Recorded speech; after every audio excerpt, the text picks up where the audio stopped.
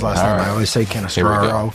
Cannistra. Cannistra. I know, but Cannistra. JC Cannistraro is a sub that I worked with for a long time, and now you're in my head. You're Talia Cannistraro. Yeah, it's nope. It's not. Cut It's off the completely R. Going to lead wrong. with Kool-Aid, It's not even how it's spelled phonetically.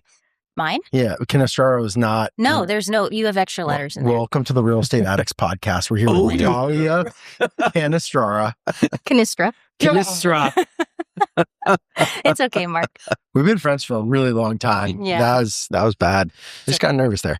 Anyway, we have Ray Hurto and Dan Rubin from RH Investment Group, and Marc Savatsky. Thank you, Choose Boston, and the Union, and the and Union. Talia. Talia from the Union. Yes, also a union resident. Yeah, Talia Cannistra.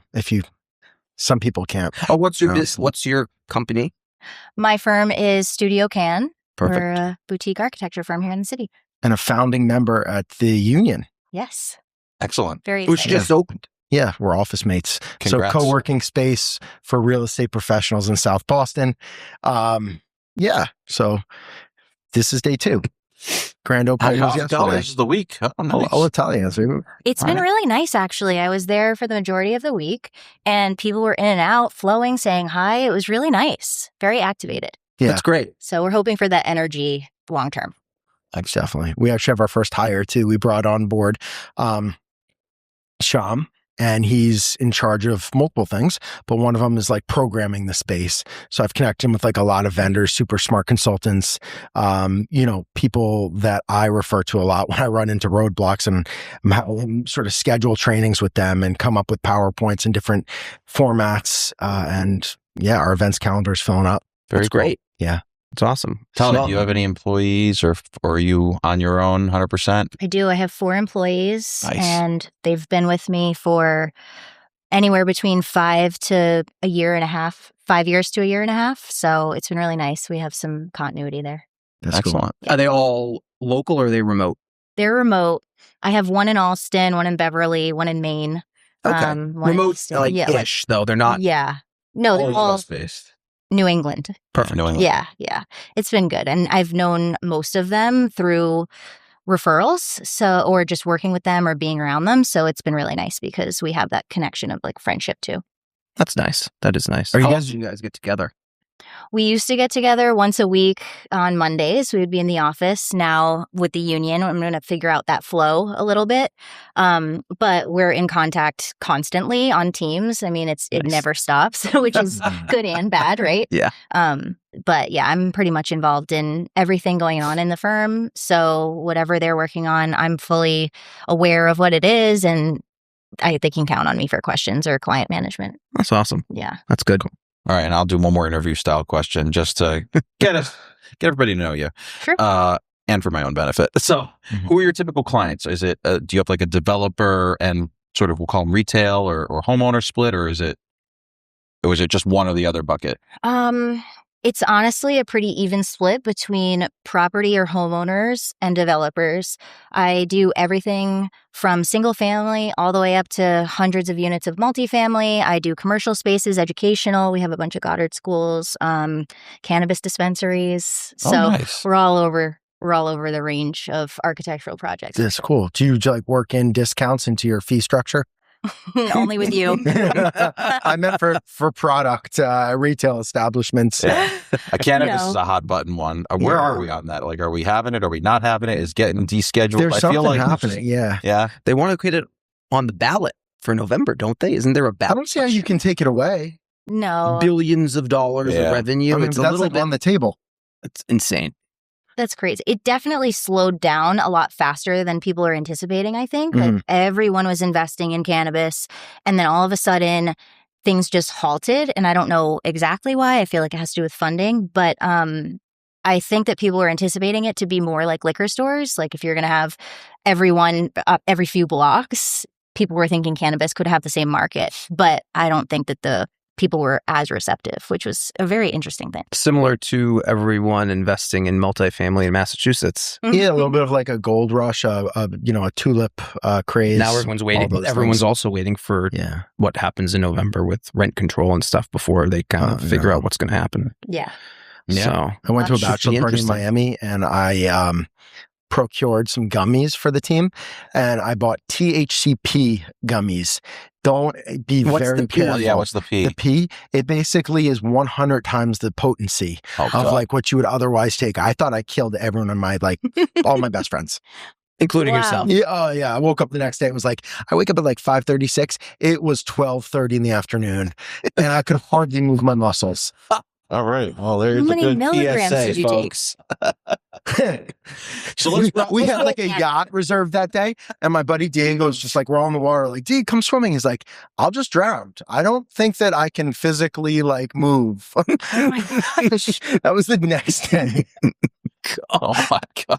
All right. Well, let's roll back to design and things like that. Let's get back into our comfort What's zone. your ideal size building? I would love mid-range multi. I think anywhere from 6 to 40 units is a really great place to be right now, especially with infill projects and everything. And I think the big firms really want 200 plus, and the small firms are more in the 3 unit and down. So I'm right in that mid-range where I can do the big stuff, but efficiently. That's very cool. Thank you. I agree. That's kind of where we like to play as well, right? We feel similar. Like a lot of the big development shops want, 150 units or more, but then smaller guys can't really handle 6 or more. Right. So there's kind of that sweet spot, like the 12 to 50 Yeah. is like it's a much smaller pool. Let's talk adaptive reuse versus new construction. Yeah. Do you have feelings, your preferences? You like them all? What? New construction's always preferred, just for simplicity's sake. Yeah. Because renovations ultimately have surprises, and surprises are never received well, no matter how good communication is or how good your team is.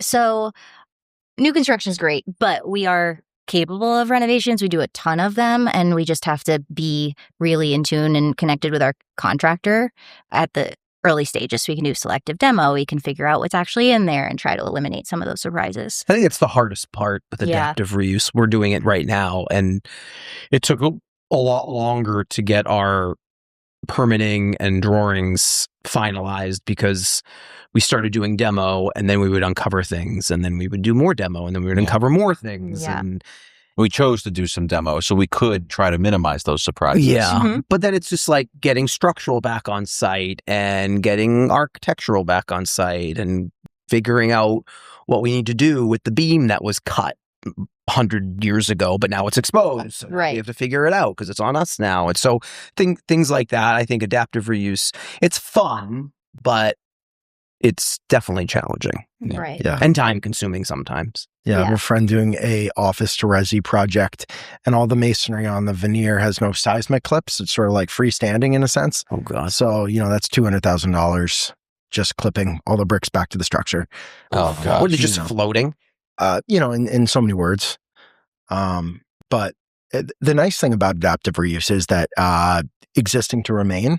So you get, if you're not in compliance as it relates to zoning, or if you don't have an elevator and you don't meet handicap accessibility codes, like a lot of that stuff, I feel bad saying that. Well, the benefit is that it's you don't need to make it grandfathering. accessible. But Well, I understand what you're saying. Yeah. I think there's certain things depending on the level of renovation where you would. So it depends. depends. But I hear what you're saying. I think that it also helps from just a density perspective because sometimes you can bypass zoning.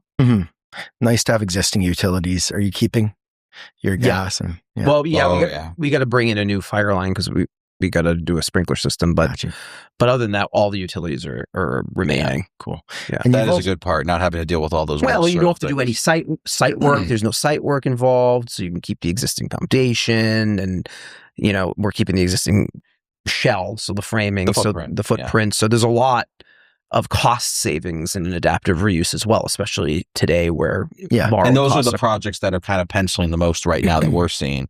Obviously, there's going to be players that can work in any project, but let's dig into the adaptive reuse. Like you have an architect, you have the owner, you might have a GC, how do you balance, your opinion, how do you get things that you feel are most important into the project when the owner may be saying, oh, well, that's not in the budget, or the architect may be saying, well, that's not the style we're going for. And I don't know how often this happens. Maybe it's everybody plays nice in the sandbox, but tell us more about that.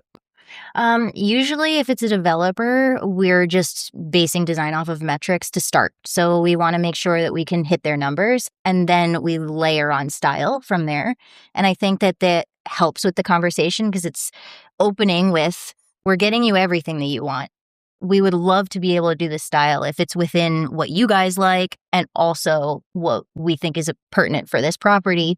But let's talk about how to do things, maybe in a more cost-effective way, but still achieving the same goal. So it's definitely a balancing act. And I've been working with developers for 14 years. So I definitely know where they're coming from and try to kind of meet them where they're at. See, I think that's something that a lot of architects do the complete opposite. Most architects immediately go for the award-winning incredible design, and then ignore the programming, the unit count, the gross square footage. Ignore my bedroom, bathroom counts that I need. Not just that, just ignore the location, ignore budget, ignore everything.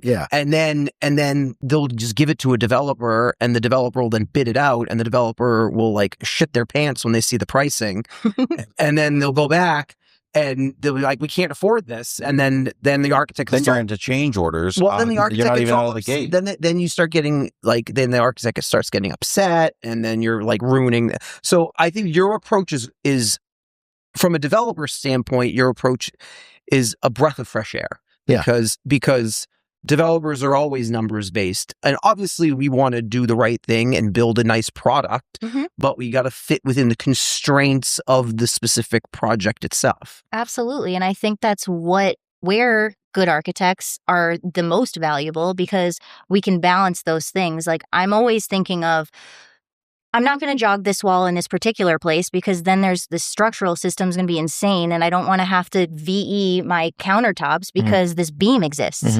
So I'm trying to think of ways to balance all of these different elements to really get the end goal that we all want. And by all means, it's not perfect every time. I'm not completely knowledgeable at everything, but at least there's intention and thoughtfulness there, and that's what I really try to bring to the table. That's awesome. We just had an episode on negotiation, and I don't think we even touched on this at all, design negotiation, going back and forth, and just this balance. So kind of making that observation that's in itself a negotiation. Doing a little callback. Yes. I don't get it. Everybody's favorite topic in 2026: artificial intelligence. Oh, great! Tell us if your firm, is your firm adapting any cool AI stuff? Do you think it's overrated, underrated, or appropriately rated? I think it is both over and underrated. I think that certain people are thinking AI is going to take over the world in the short term. I don't agree with that at all. I think that there's certain things that it's crazy valuable for, like streamlining all of your operations, maybe some of your bookkeeping, maybe some of your SOPs. But in terms of creating architectural designs or documentation, I do not. It's just a failure. Pretty wonky. It's terrible. They bring you, a toilet in the middle of a kitchen, and it doesn't see anything wrong with that, and it's just crazy. That's an extreme example, but that would be interesting, though. I mean, if you cook a lot, what if you cook a lot and you're just always in the kitchen and you have GI problems? I mean, it is efficient. I actually used it recently. Sorry. I want to go. I want to go into the toilet thing a bit more. There was a house we saw for sale here. I think it was in JP a few years ago, and it had the open concept bathroom. It was literally just a toilet that was in its own space. Do you think there's ever a world where that makes sense? No, its own space. That was a house for sale. It was like a condo or something for sale. I've seen plenty of master primary baths. Maybe it had like a piece of glass or something. Oh yeah, but it was I think that's no door. There was no door to the bath. The glass, I think maybe. Was it electrified and what? And like a bedroom or living, some other space. Yeah, right. I don't care how much I love my spouse. I'm not going to watch that happen. I was like, what were they trying to VE on that one? Different people are into different things, right? Yeah. That's true. I did buy a house. Don't yuck my yum. Yeah. I was going to say I was recently using AI to do a rendering for the project we're doing up in Amesbury because the planning department had questions about windows and stuff like that. It did a really good job. I'll take the other side because I used for the union, I was trying to render it with all the various AI software, and I thought that they were all average at best, and none of them were exciting enough for me to put on the website. Yeah, I could see it. You have to know how to feed the prompts for it to really give you what you want back. And it's hard on renderings because... What do? Do you mark up the actual photo and like circle it and feed it back? Or do you like... No. Talk to me. I've also noticed that you have to do it like slowly. You can't like give it like a paragraph of like 10 things you want it to do or else it will completely fuck it up. You have to do like 1 or 2 things at a time. Don't mansplain to me. Talia was talking. I'm sorry. Sorry. Just kidding. No, I think I actually just build the model as detailed as possible and then just say, make this photorealistic to cut out a lot of the back and forth. And it does it really well. Really? Yeah. But that's because I have that capability, right? If other people, like, if you're not building in 3D and you're just sending them something, I think that if you say the wall behind the hard hats, I'm talking about the union now, the wall behind the hard hats, make it this color and actually show them this color, put people in it, having a conversation. Like, you have to be so hyper specific as if you're talking to somebody who doesn't understand the English language and you're trying to like translate a little bit. And it's just like giving them the least amount of guesswork. And are you polite to the AI bots or like Dan curses? I don't think they like him. I say please and thank you. I do. You do? I do. Yeah, it's like, wow. I don't know. It's just kind of second nature. That's why it does a good job for you. You're nice. I don't know. Marc, it's like shit. Could just be conditioned to write an email. Like, I've done that too, you know, like, please do this, but then I delete it. I'm just like, I'm not giving it my manners. I've stopped saying just thank you, all set. Like, if I'm done with the conversation, I just leave. I don't have to. That's funny. I don't say goodbye anymore. You know what, it's like talking to customer service on chat. They're like, is there anything else I can help you with? Like, dude, stop. Like, I don't want any more prompts. Oh, if you want me to continue, I could do one of these 5 things. They always suggest 5 I like things. those. I usually pick something. I do too. But then I also scroll on Instagram for hours. Yeah. Stop. So none of this is I saw a cool video. It was like a little robot delivering Amazon stuff, and it gets to the crosswalk, and some guy was standing there, and it asks, like, can you please press the pedestrian cross button for me? And he starts like going off on the robot. He's like, no, you're taking somebody's job. You know, F you. All I've seen are like those things getting kicked. And I felt so bad for the robot. I know, it is sad. Yeah. It feels like a little It felt like pet. a puppy. I was like, why were you mean? We're definitely starting to get into the Matrix. This is how it starts. All right. Or Terminator. Talia, tell us about some cool products that you've been using. Maybe your Brookline project. My Brookline. Very cool build. Condos, Stack & Co. GC, Studio Cann architecture. Tell us about that. What's like some neat stuff that's going into it? So it's brick on the front and partial on the sides. Then we have hardy siding in the rear, and metal paneling kind of in the window bays. But it's very, very basic material palette. But what we tried to do there, again, kind of going back to what we're talking about, is a unique brick detail that created interest without creating added cost, which was really nice. So we had this corbelling where it steps back, but it's modernized because it's asymmetrical. It's only on the side and the top. And then we have the metal panel at the top and in the windows, and it just gives it like a really clean, refined look. So we're doing cool things there. Cool. We have porcelanosa tile inside. We have all granite countertops, the Delano cabinets and kitchens, and it's just it's a really, really nice product. You know what I think is a cool VE hack? So porcelain tile is beautiful, but ceramic tile is less expensive. They'll make ceramic tiles and they sort of print on the front to make it look like terrazzo or whatever. As long as you don't say terrazzo, you know, on the marketing stuff. Yeah. You could probably do something like terrazzo life. Veneer. Terrazzo inspired. Yes. It's always inspired. I like that. Are you doing full interior design as well, or is it We do on some projects, not most. If it's that one we did, our multi-family products we usually do. But for single family, it's just a whole different animal. So we usually recommend the homeowners to go with an interior design person. Makes sense. Yeah. That's cool. What are some, I guess, hot products or hot design trends that you're seeing this year? I'm seeing people are getting away from the grays, the millennial gray. So people are wanting warmth and texture right now. I think we want to go back to cozy. We want to go back to somewhat of traditional without being old. So wall coverings are happening, actual saturated colors on walls and color drenching in the rooms, which is really nice. A lot of stuff like painting that. on ceilings, right? Yeah. For a long time, people forgot ceilings existed, but you can do very cool things if you acknowledge the ceiling. Yeah, that's awesome. I agree. A lot of wall coverings. Would you say the wall coverings like wallpaper, or are you seeing more on like millwork side of things, or maybe a little bit of both? I'm talking about like a textured wallpaper, or there's a fabric sometimes that you can lay on the wall. Lots of millwork. People are loving little nooks being filled in with like wet bars and dry bars in residential. Like built-ins and stuff. Yeah. Built-ins. Yep. Kind of utilizing every square foot.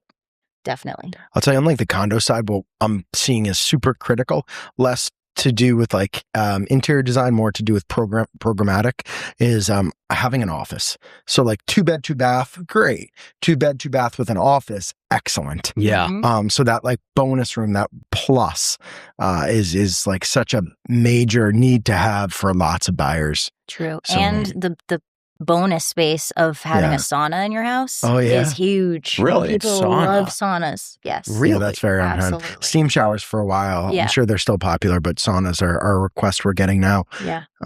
What's the footprint on something like that? Is it? They can be very small. They make one now that like expands out. Well, like my buddy's got a PT practice, and I think his is like maybe 3x3. He's got like a self-standing one. Is that too small? Or it feels a little claustrophobic. It's like a stall. I did my first cold plunge this past weekend. Oh, really? Well, I did like 3-minute proper cold plunge. Did you ease into it? I was at a nice hotel. Yeah. And I did not ease into it. Because you just go. You just jump. Yeah. You don't want to eat. You don't know. I like the breathing side of it. Like you can really shock your heart. No, my friend was in there first, and I like got in and he was kind of coaching. Was like, breathe, just all you can do right now. And then you kind of get numb. And then we went to the sauna. But did it help with clarity? Like that's what I hear people say. Yeah, it's like a clarifying thing. It really helps your helps during the day. Yeah. THCP and gummies. CHCP. No, there's no drugs. That was my drug that day. No, I really did feel great afterwards. Really? I don't know what the science is or if there's any, but I loved it. I hear it all the time. I did ask Brendan Ball for pricing on at-home cold plunges, because like, you could just fill an ice bath, but that's going to get really gross. So they make ones that you can put outside that like filter the water and all the things. Oh, they stuff? Yeah. So pricing wise, I think the least expensive he gave me was like $6,500, but the most expensive was $22,000. Whoa. Ooh, that feels excessive. Yeah. So I didn't buy them. But do you have to plumb it or pipe it? How does it work? Yeah. You plumb to it for sure. But is it all year round? Yeah. And it's like freezing the water. Oh, it keeps it cold? I say you plumb to it with a lot of confidence, but I'm not really sure now that you say it. Maybe you just fill it, and then it's like has like an internal filtration system. I see. Because you don't plumb to a hot tub. You just fill it, and then it circulates. You fill chlorine every once in a while. Anyway, let's go back to Studio Cann. You can plumb to a built-in hot tub. Not a freestanding hot tub, but if you do a built-in hot tub. Like with the pool. Correct. Saying. Yeah. Those are filtered. All right. Well, I'll think about it. So saunas, hot tubs, interior design hospitality is what I want to ask you about. Yes. The reason being is because I really want to build a boutique hotel. I would love to do that with you. Not for any business reason, just personal ego. Yep, let's do it. Yeah. Like an entire hotel, not like boutique, an Airbnb, high design, sweet house, everything kind of super cool. Yeah, absolutely. Small rooms, but really cool. What do you need to know? Yeah. Do you do any of that? I am happy to. All right, good answer. Where? Location. North Adams. Like that neck of the woods. Oh. So Berkshires. Yeah. Isn't that where that museum, talk to Mocha? Willie. Yeah, Mocha. You and Willie can partner. I know. You and Willie should. I know. Well, that's where it came from. Willie like got me. I've been looking at Zillow. Let's go back to. I keep saying this. Going back. Hospitality. So in your former life, did you do any hospitality work? Like hotel stuff is like... No, but I am trying to get into it. I have a contact right now that I've been speaking to. So hopefully that can get started. And if it starts with you, that's even better. Awesome. Did you do any warehouse industrial? I have done industrial. Yeah. There was one up in New Hampshire that we did. Data centers? Data centers. I've never looked at any motel conversions. Oh, yeah. No, I haven't. Because that's something that we've tried looked at a couple. We've looked at a couple old motels. Yeah, like a Howard Johnson. Like a mom and pop motel in like southern Maine, and they're looking to sell it, but then converting it to you get it to like apartments, because you wouldn't do condos or something like that. I want to shift gears to business of architecture and really for all of us. But we were having a chat the other day about how difficult it is to book work when you're up to your eyeballs in existing work and backlog. But you really have to stay disciplined, right? Like, is there a business development or a sales approach that you've found helpful, or is it just a frustrating thing that you struggle with? I definitely struggle with it, if I'm being totally honest with you. It's something that you have to really shift your mind into, and it's a full-time job. Like, if you're not thinking about meeting new people, having conversations, making phone calls, going to events, then you're ultimately going to be behind pretty soon. Yep. So I think my strategy is just go to as many events that I know of, talk to as many people as I can, and just constantly be in contact with my clients to potentially say, if there's anyone please just let them know that I'm available for their projects and anything like that. Every day you're working yourself out of a job in our business. No matter if you're a contractor, developer, or architect. Yeah. You got to keep feeding the beast. Yeah. What about like internal finances, bookkeeping, all that fun stuff? How do you find that within your business? Do you do it yourself? Oh, I love someone. I'm just kidding. I do all invoicing and monthly tracking, AR, AP, and like projections myself. I do have a part-time bookkeeper that helps just close the books every month and make sure that we're okay. And then I have an operations manager who is helpful with, taxes and insurance and all of those things that you need to have a legal business. Yeah. So I definitely do have help, but I'm very much in it, and I'm in QuickBooks every single day. It's a lot. Yeah. It is. I have a bookkeeper too. Does it. She sends me like a list of questions at the end of the quarter, and it's my least favorite email to get. Like, I think I'd rather get like a bad warranty email than like this list. I'm just like, I don't know what I spent $1,200 on in September. Like, it was on my credit card. Figure it out. I know. You have to go through all your transactions, make sure you categorize them correctly. It's a lot. We just did some K1's distribution emails and just making sure the numbers are perfect and making sure the correct attachments are going to the right people. Like, get so stressed out about that. And I check the email like 7 times before I hit send. I know. And then I find like myself focusing so much on the message and editing it once, and then I got to edit all the other ones. I don't know. There's got to be a better way. I'm hoping AI solves that's got to. I mean, it probably already is. Someone's listening right now, but I'm like, you're an idiot. Stop. We're old. Let us know, please. Yeah, please DM me. Ray yells at me all the time because I don't buying things and not categorizing them. No, you don't send me the receipts. Right. He's buying them for his house, putting them on the business. What do you expect him to do? Label it like Linda's new appliance? Like, I finally got him to use our Amazon business account. I'm buying Legos for my kids. Yeah. Educational. Oh, man. Training. So architects are very bad business people. I think if you ask any architect, they're going to say that they struggle with it. So I think that if anybody knows anybody how to train architects how to run businesses, I would love to know. Yeah. And just come and help me. I've heard it's not just, I think like, I've heard doctors, dentists, a lot of those, like, they're terrible with business too. Well, they don't go to school for that. I mean, so how can you be good at it? We need Most people don't know these things. Well, we don't know. We don't know these things. I think it'd be really cool, the union, to do like a roundtable exclusively for architects. And I think like developers do a pretty good job of kind of getting together and sharing their recipes and different like tips and tricks like to watch out for. Yeah. We do a lot of that. Yeah. But like there's nothing like that. There's nothing like that in the architecture world. No, there's like an ego problem at play. Not Talia, but all the others. And I feel that. Wow. Yeah. Throwing barbs at every architect. No, I think that's a real thing. Yeah. For the ego for which? Architects just not like collaborating or like leaning on each other in a way that's like. There is a sense of competitiveness. Yeah. I was going to say, because if there's a small pool in whatever area you're in, and if there's too many architects, then there's too many choices, and there's more of a chance that you're going to lose the job. So I think we keep each other at an arm's length just for self-preservation of like, well, if we don't stay too close, then maybe you won't hear about a project that I'm working on, or like, don't touch my developers, you know? Yeah. But there's no architectural networking groups. I mean, there's like the BSA, Boston Society of Architects. There's the AIA, American Institute of Architects. So there's definitely some things where those groups exist. I haven't specifically gone to any of them, but I'm sure that it's been successful so far. Yeah. But like if you get a site number, 3 site numbers in the city of Boston, they're all shockingly, probably not surprisingly, very close together. If I get 3 different architecture numbers, they're all over the place. There's like almost no rhyme or reason sometimes. And, I think the former example, I think that they're all talking to each other frequently.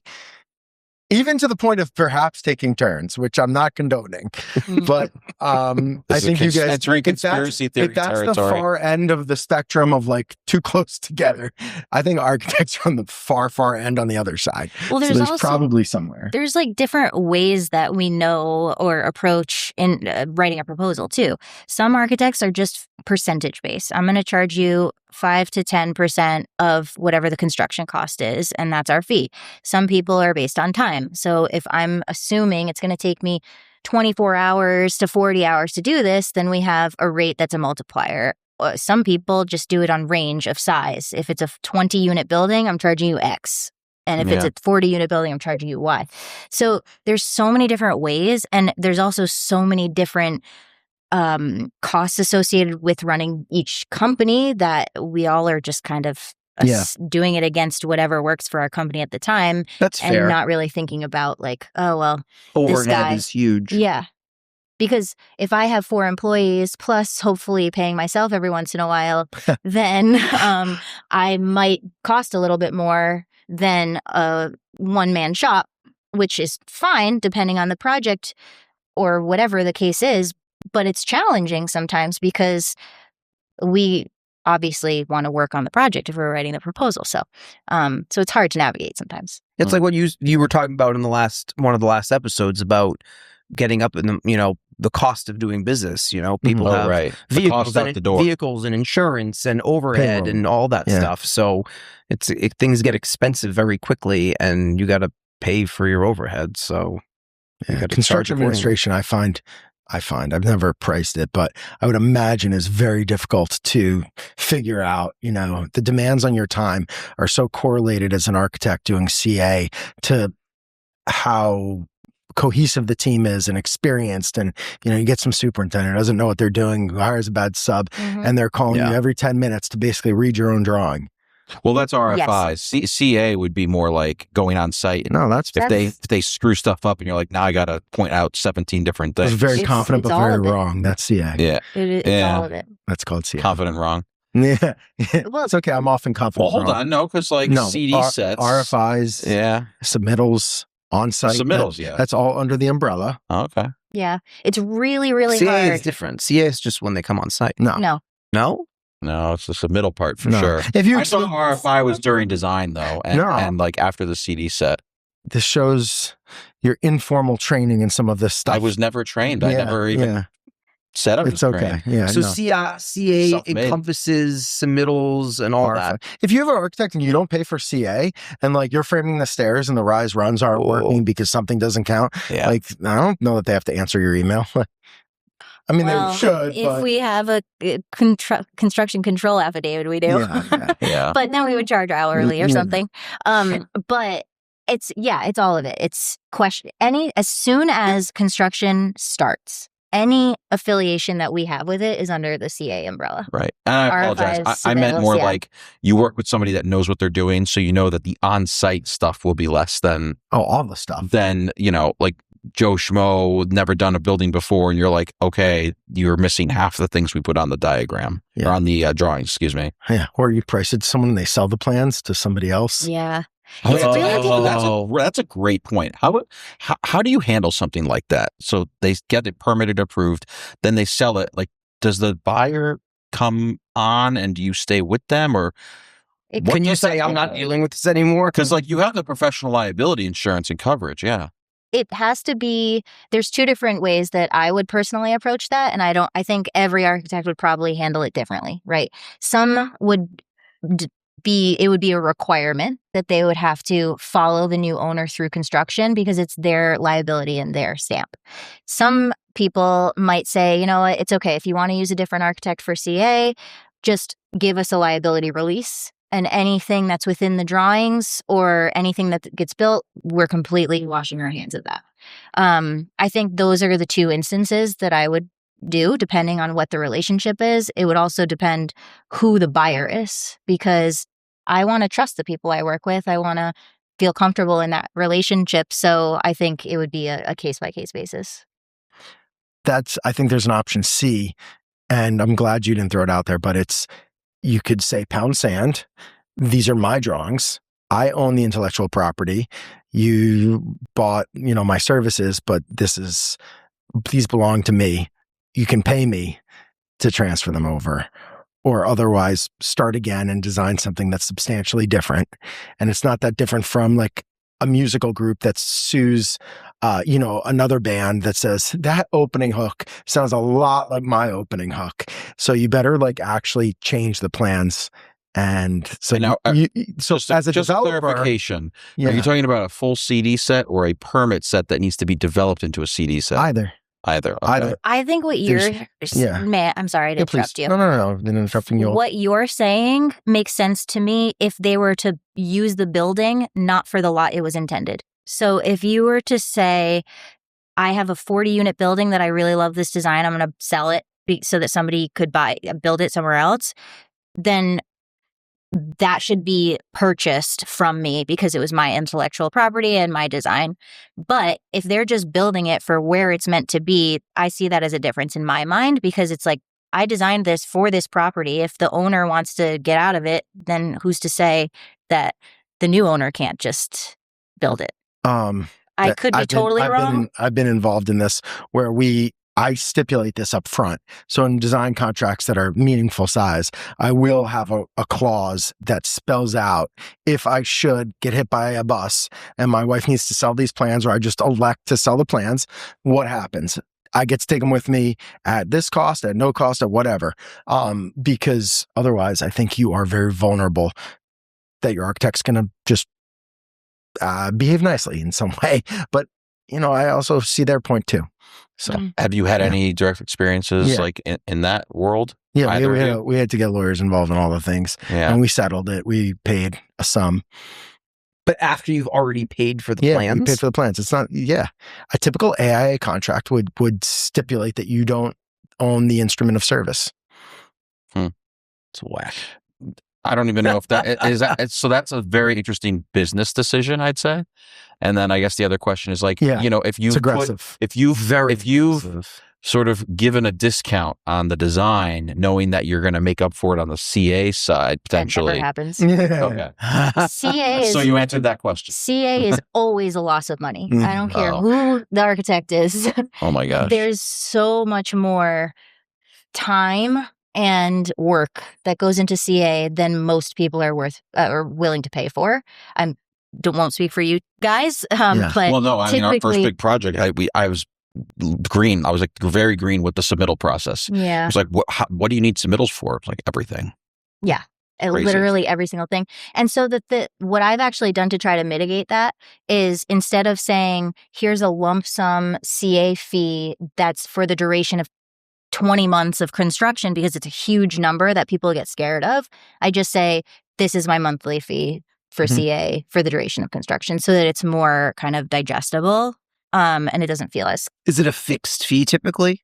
Typically, because most developers that I've worked with would rather have the controlled cost versus variable, because if I'm billing hourly, it could be full time. It could be 40 hours for 4 weeks, and that's much higher than if I were to give a lump sum on an average for the course of the project. So it would be, let's say, for easy math, $10,000 a month for 20 months versus 40,000 in 1 month, but 2,000 the next month, depending on the demand on our time. How do you, as a business owner, manage that discrepancy with, like, you've got to pay your employees, but you're only bringing in a fixed amount? It's tough. Okay. It is tough. And it's definitely a choice that the business owner has to make, how they want to handle that. But generally, from what I've seen in my past and my experiences, that the just averaging it out is the easiest and best way for everybody. In my world, where I'll do some development consulting and I charge on a monthly basis, some months I win, some months I lose, especially like early in the project when everybody's gelling, I sort of feel like I'm getting buried.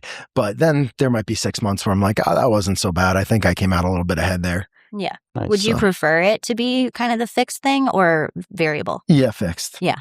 Yeah. I won't do hourly stuff anymore either. So. Oh, you won't? No. It's a tangent, but I just feel like I say this humbly, but like, I feel like I can pick up the phone and save somebody 50 grand sometimes. And it's a 12-minute call. It's like, how do I bill for that? Yeah. It's true. Percentage of cost savings. Hourly is tough too, because similar to us, like I've worked for 14 years, so I can do things very quickly. Yeah. Because I've worked on it and honed my skills. So if I'm charging hourly, then I'm losing, Yeah. There's that plumber conversation we had. It's all time back, buddy. Time is, we were talking about this the other day too, just like how difficult it is to choose where to spend your time. It's like once you commit to an opportunity, you're closing off other ones.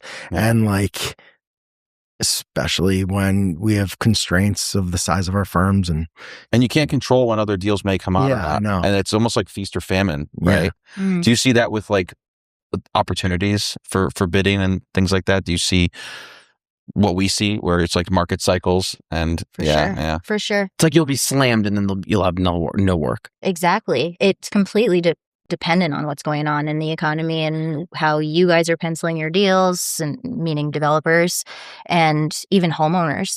If somebody wants to invest more money into their home or if they just want to move. So there's different variables for sure. Architects are the canary in the coal mine when it comes to the construction economy. You know what I mean? Like they feel the slowdown before we do. It's like construction volume is a lagging indicator. Oh, 100%. Yeah.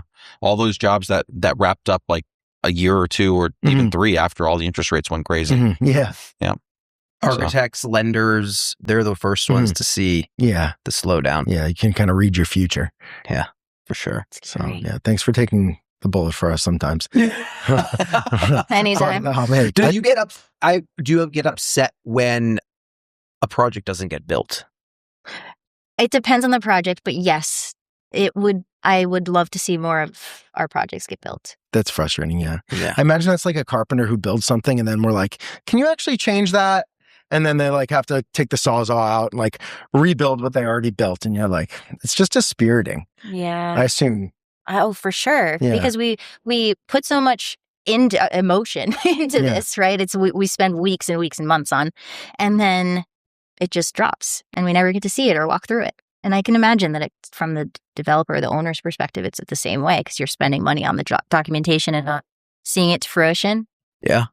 So you want to play overrated, underrated, or appropriately rated? Sure. Okay, we'll do a quick round. I'll kick it off and I'm going to say hardy panel, not hardy plank, 4x8 cementitious sheets of hardy panel as a facade material. Overrated, underrated, appropriately rated. I know what your answer is. Appropriately rated. I think it needs to be in the right place and detailed correctly. Okay. Ray. Skip. Too slow. All right. I will do traditional double hung windows. Overrated. Okay. Puzzles. Appropriately. I love puzzles. No, that's Underrated. Yeah, thank you. Okay, Love just want to make sure you... puzzles. Yeah, Talia does a lot of puzzles. I do. Okay.